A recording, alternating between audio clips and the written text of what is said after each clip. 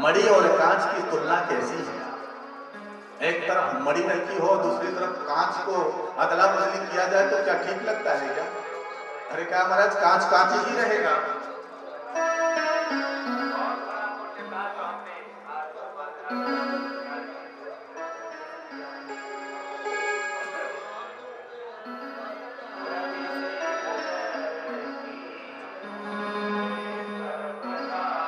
इस प्रकार से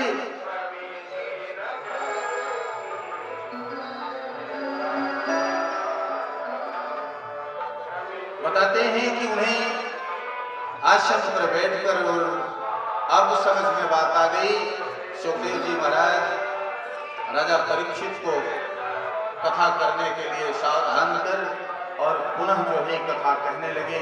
कथा सुनकर के जो लाभ हुआ, तो देखिए कौन किसको आगे क्या सुनाते हैं। कहा कि सबसे पहले ब्रह्मा जी ने देवर्षि नारद को सुनाया।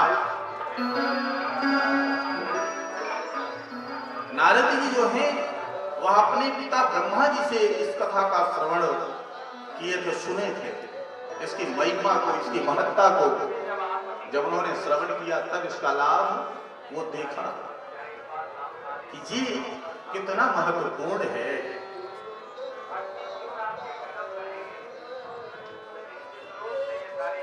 और फिर सनकादि मुनीश्वरों ने इस कथा को कही।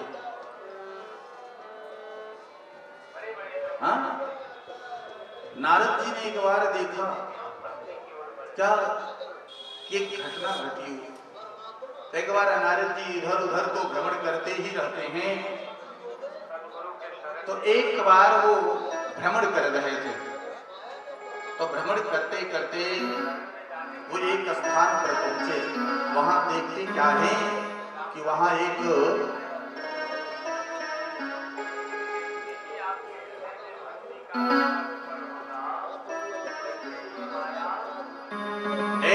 तरुणी जो है वह बैठी है और उसके दो अचेतन पुत्र, क्या नाम है, ज्ञान और वैराग्य, यह दो अपनी मां के साथ, ये बूढ़े जो है उनकी गोद में अपने सर को रख करके और बैठे हुए हैं, लेटे हैं। नारद जी को बड़ा आश्चर्य हुआ। नारद जी वहां लीलार्थ करते हुए पहुंचे तो देखा कि अरे, बड़ा आश्चर्य हुआ। कहा ये कैसा आश्चर्य? कहा देखा तो गया, तो कहा अरे ये ऐसी बात होगी। पूछा आप लोग कौन हैं? तो कहा अरे भक्ति ने संत को देखा, तुरंत जाकर प्रणाम किया खड़ी होकर। कहा महाराज आप आ गए हैं तो शायद कुछ मेरा उद्धार हो जाए।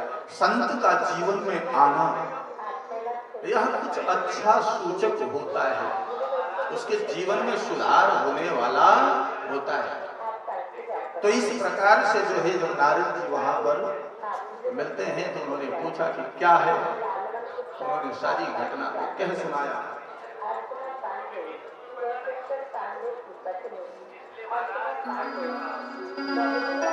एक ऐसा इतिहास सुनाता हूं। एक बार सनकादि चारों महर्षि सत्संग के लिए बद्रिका आश्रम गए। वहां नारद जी को बड़ा व्यग्र चित्त देखा।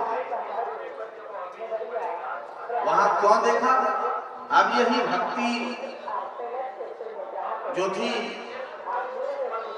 इसकी दशा को देख करके नारद को बड़ी दया आई और नारद जो है बद्रिका आश्रम की तरफ बढ़ते गए। वहां जब देखा तो सनकादि मुनीश्वरों से उनकी मुलाकात हुई और वहां उन्होंने उसके लिए पूछा। कहा कि महाराज एक बात पूछना चाहता हूँ। कहा क्या?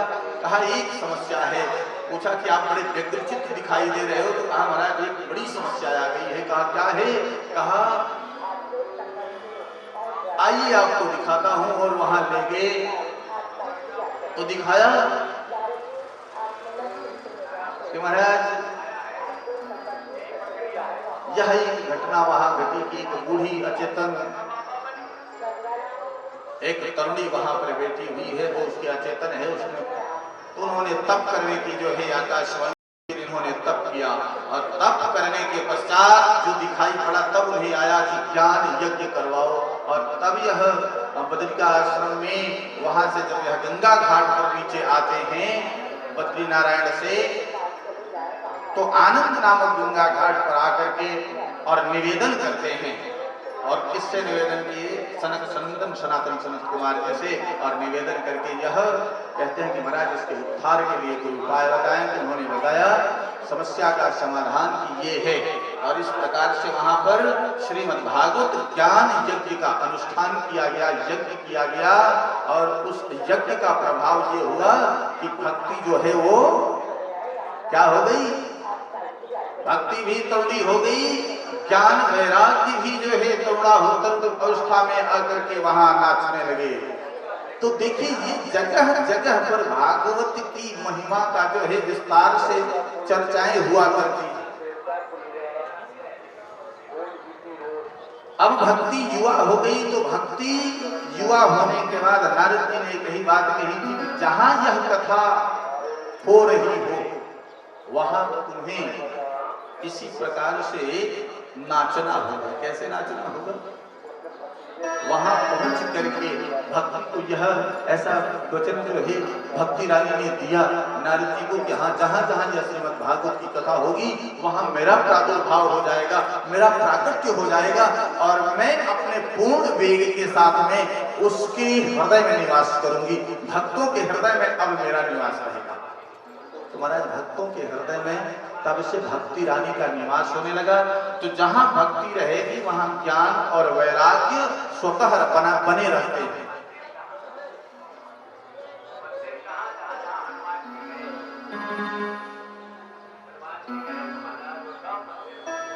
तो इस कलिकाल में सारे साधन जो है बताते हैं कि सब भस्म हो गए हैं, बहुत साधन काम नहीं आ रहे हैं। इस कलिकाल का प्रभाव आपने देख रहे हैं कि कैसे बढ़ रहा। कहा सबसे बड़ा साधन जो है वह अवलंब क्या है?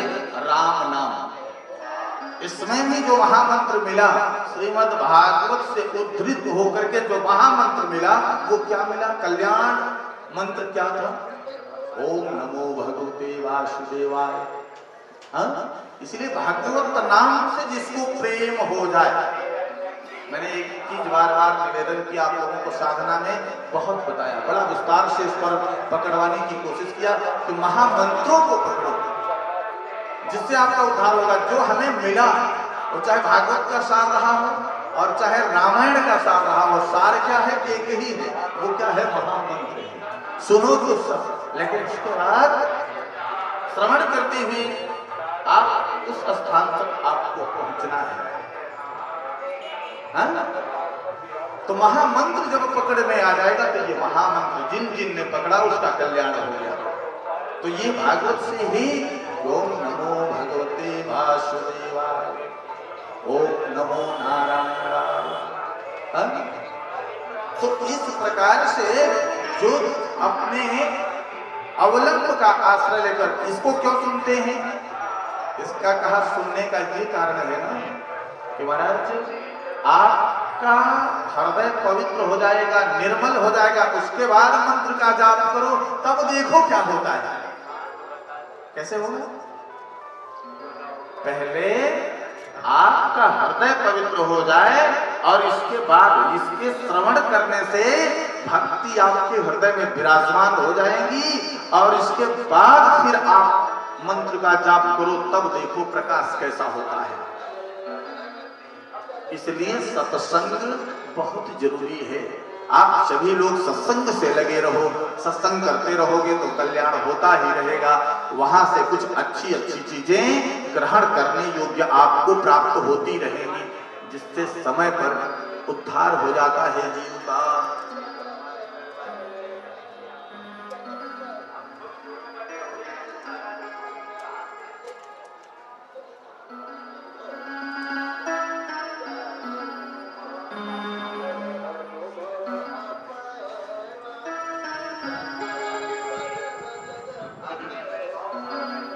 कहा महाराज एक बात है।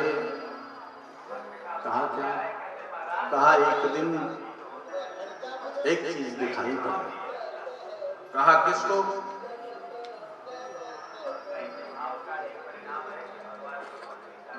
कहा महाराज ये इस कलिकाल में कलयुग को आने ही क्यों दिया गया? राजा परीक्षित ने अपने स्थान में जगह ही क्यों दे दिया इनको? तो कहा महाराज बताएं क्यों दे दी? कहा हाँ, कहा वो धर्मात्मा राजा है। अरे क्या उसके राज्य में क्या धर्म ही धर्म रहता है, अधर्म नहीं रहता? कहा जहां धर्म रहता है वहीं अधर्म भी रहता है, जहां पुण्य है वहीं पाप भी है। तो कहा जहां दिन है वहीं रात भी है, कहा जहां सत्य है वहीं असत्य भी है। कहा ये दूसरे के पूरक, बिना उसके उसका अस्तित्व ही नहीं है। अगर रात न हो तो दिन का कोई अस्तित्व है क्या? कोई अस्तित्व नहीं है हमारा। फिर तो सबको ये लगेगा कि कभी रात होती ही नहीं, अंधकार तो कभी होता ही नहीं। तो कहा बिना उसके उसका कोई अस्तित्व नहीं। इसलिए तो राजा परीक्षित ने स्थान क्यों दिया कवि को? क्या कारण था? तो कहा महाराज स्थान इसलिए दे दिया कि वो धर्मात्मा राजा थे।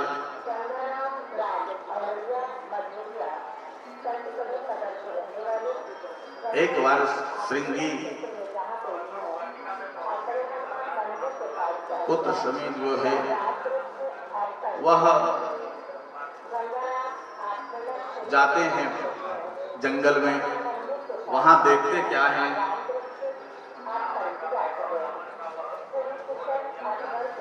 वहां जाते हैं तो देखते क्या है कि एक घटना घटती है। राजा परीक्षित जब एक बार आखेट करने वहां से निकलते हैं और ये पहुंचे कहां? आखेट करते करते सभी मुनि के आश्रम में पहुंच गए। महाराज वहां आश्रम में पहुंचे तो क्या देखते हैं? थोड़ी सी इनकी बुद्धि देखिए भ्रष्ट हुई। क्यों भ्रष्ट हुई? इसका भी क्या कारण है? कहा बुद्धि इसलिए भ्रष्ट हुई, ऐसा कई जगह से प्रभाव या मिलता है, वर्णन मिलता है कि कुधान्य ग्रहण करने से बुद्धि जो है वो भ्रष्ट हो जाया करती थी। तो कहा महाराज इनके पास कुधान्य कहाँ से आ गया? ये तो धर्मात्मा राजा थे, फिर इनके पास कुधान्य आया तो कहाँ से आया? तो कहा कुधान्य यहाँ से आया। देखिए इनके कुधान्य आने का क्या था? तो उन्होंने देखा कि कुधान्य आया कहाँ से? तो कहा जरासंध का मुकुट, बड़ा स्वर्ण जो है इनके पूर्वज जब उन्होंने देखा कि बहुत से सारे लोग वहां युद्ध हो गया महाभारत का,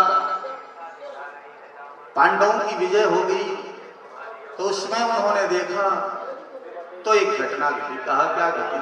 कहा उन्होंने तुरंत सारे धन जो है मुकुट थे, तलवारें थी, जो स्वर्ण आभूषण थे, हीरे जवाहरात से जड़े हुए मुकुट थे, सब एक काठ के बक्से में, एक लोह के बक्से में रखे हुए थे। एक दिन राजा परीक्षित जी उसको देख करके गए, खोल दिए उस बक्स को, उस कोठरी को खोला, देखा तो सब दमदमा रहा था। महाराज उसमें से जरासंध का मुकुट था, उसको देखते ही उन्होंने अपने मस्तक पर धारण कर लिया। वह स्वर्ण जड़ित, हीरे जड़ित था, इसलिए उन्होंने धारण कर लिया। अब धारण कर लिया तो क्या देखा? उसका प्रभाव हुआ कि बुद्धि भ्रष्ट हो गई। कहा ये कुधान्य जो खाता है महाराज उसकी बुद्धि भ्रष्ट ही हो जाया करती है। तो कहा कुधान्य से बुद्धि जो है वह भ्रष्ट हो गई और परिणाम क्या निकलता है? बुद्धि भ्रष्ट होने के बाद जब तो वहां से आगे बढ़े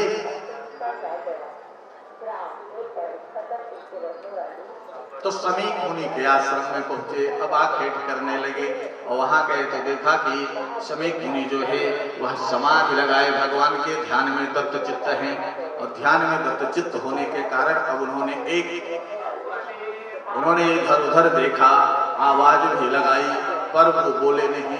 इसलिए क्या किया कि एक मरा हुआ सर्प उनके गले में ले जा करके डाल दिया, पहना दिया।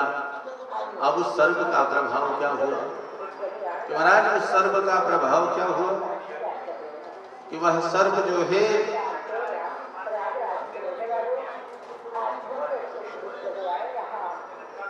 लेकिन जो संत होता है महाराज वो आदर और अनादर दोनों में वैसे ही रहा करता है।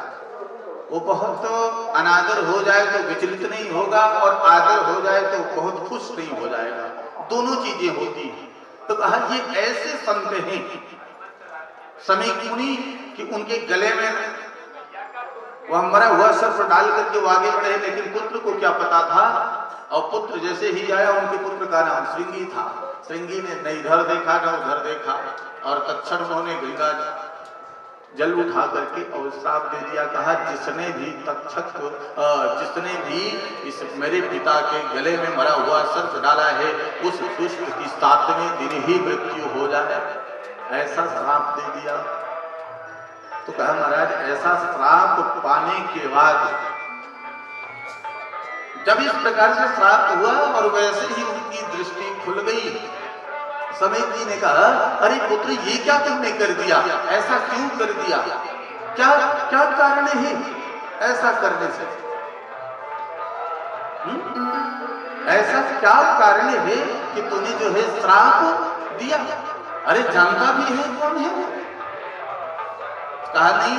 तब उन्होंने बताया, कहा जानता है वो राजा परीक्षित हैं, चक्रवर्ती सम्राट हैं और वही जाना।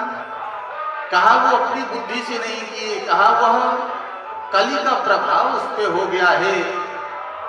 ये कली जो है वह ऐसे बुरे कृत्य करवाया है। कहा उनका प्रभाव, कली के प्रभाव हो जाने के कारण उनकी बुद्धि भ्रष्ट हो गई। अर्थात जो भी लोग कुधान्य खा रहे हैं महाराज बुद्धि भ्रष्ट होती चली जा रही है। तो कहा उन्हीं के ऊपर कली का आक्रमण हुआ है। जिन जिन के ऊपर आक्रमण हुआ है कली का कुधान्य खाने से हुआ। ऐसे कली किसी का नुकसान नहीं कर पाएगा। कली में कहा बहुत गुण है। तो कहा क्या गुण है। तो कहा यत् फलम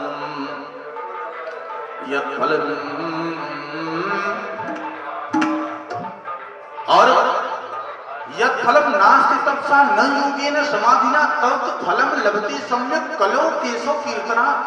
कहा जो अन्य युगों में किसी साधन से उसे प्राप्ति नहीं होती थी वो कलिकाल में एक छोटा सा साधन का अवलंब ले ले और उसका उद्धार हो जाएगा। कहा वो क्या है। कहा भगवान के नाम का उच्चारण करना। कलयुग केवल नाम अधारा सुमिरी सुमिरी नर उतर ही पारा। कहा कली का एक बहुत बढ़िया प्रभाव है और एक ही नहीं है महाराज और भी है। कहा और क्या है। कली में बड़े गुण हैं। अब एक अवगुण आया तो क्या अवगुण ही मान लिया जाएगा। अवगुण क्या था। कहा जो कुधान्य खाएगा तो ये कौन सा बड़ा गड़बड़ हो गया भाई। तो कुधान्य मत खाओ उसका असर नहीं होगा। लेकिन फायदा तो उसने बहुत दिया। कहा क्या दिया। और कलि कर एक पुनीत प्रतापा। कलि का एक और प्रभाव देखा गया। कलि कर एक पुनीत प्रतापा मानस कोड कोई नहीं पापा।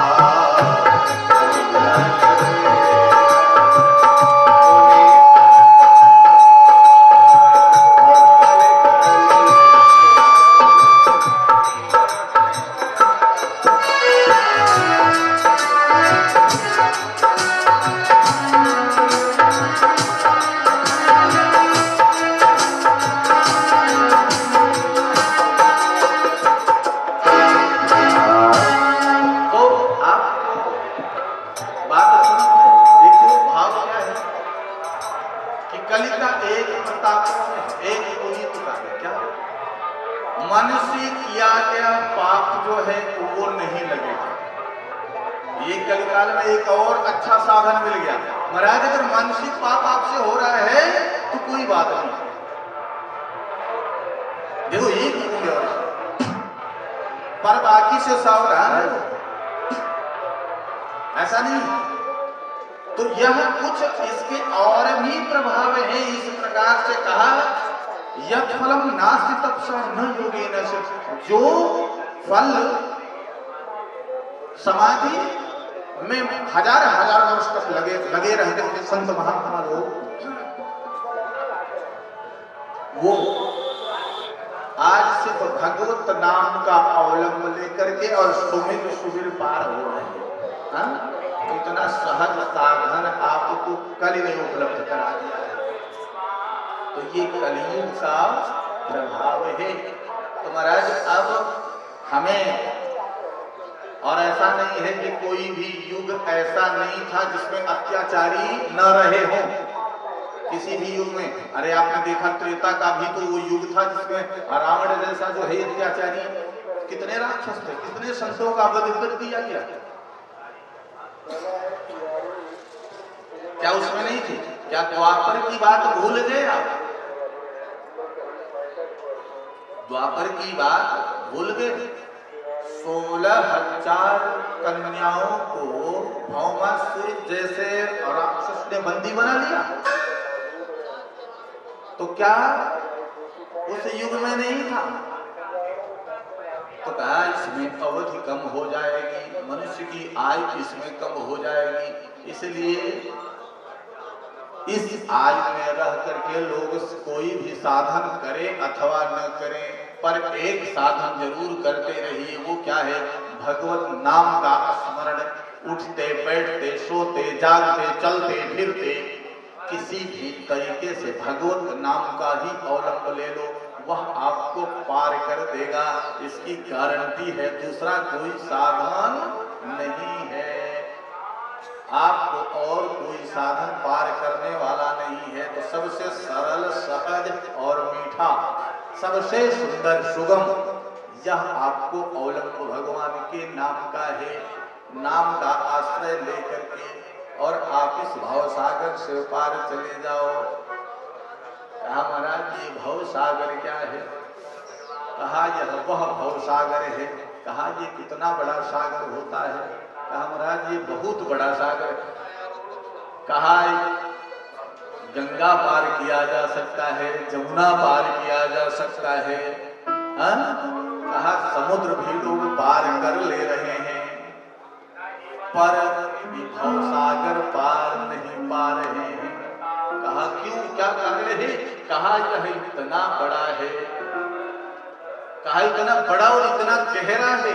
कहा गहरा कैसे हो गया?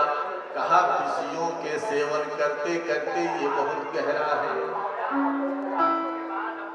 कहा माया में रहने के कारण जो है यह बहुत ही गहरा हो गया, और इस पर से जो है पार पाना बड़ा ही मुश्किल है। इसलिए कहते हैं कि नाम रूपी नैया, कौन? नाम रूपी नौका में आप सवार हो जाओ, भगवान के नाम का अवलंब लेकर आप उसमें बैठ जाओ, और फिर देखो कैसे पार हो जाते हो सुगमता के साथ।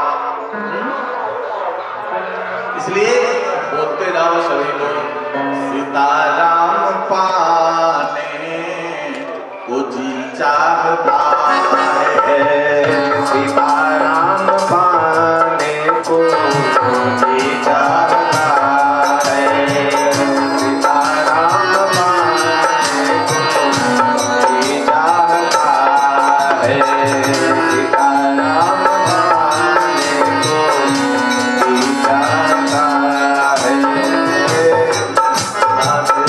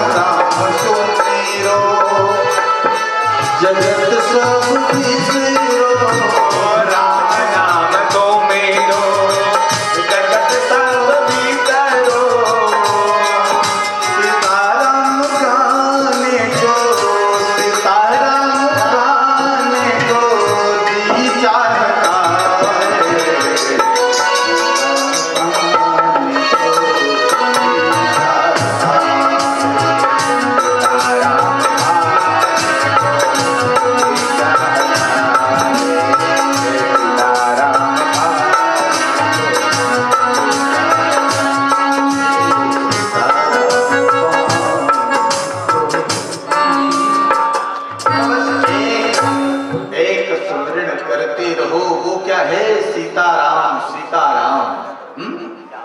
यही महामंत्र हैं जो आपको इस कलिकाल में पार करा देंगे। अब किसी और का फिर सहारा क्यों, अवलंब क्यों? सहज और सरल साधन हमें प्राप्त हुआ है और इसे जो है गुरु द्वारा, तो हमें उस पर दृढ़ विश्वास, दृढ़ अनुराग करके गुरु के वचन प्रतीत निधि ही, जो गुरु के वचनों पर विश्वास करके चलेगा उसकी भगवान की कृपा होगी और अवश्य वह यह भवसागर पार कर लेगा, यह चाहे जितना बड़ा भवसागर क्यों न हो। महाराज एक घटना घटी। ये भवसागर एक स्त्री एक दिन एक ग्वालिन वृंदावन में, मथुरा में, वृंदावन की एक ग्वालिन जो है नित्य प्रति जाती है कहाँ? मथुरा में। वो क्या करती है? वह दधी बेचती है। वहां जाकर दधी बेचती थी और दधी बेचते बेचते एक दिन एक कथा पंडाल में पहुंची। महाराज वहां एक संत जी के मुखारविंद से एक कथा हो रही थी। ऐसा स्वामी रामकृष्ण परमहंस जी ने, उनके मुखारविंद से यह कथा उनकी लेखों में था। तो कहा कि एक वह ग्वालिन जो है वह उस पार गई और दधी आज पहले बिक गई थी उसकी, और वह गलियों से होते हुए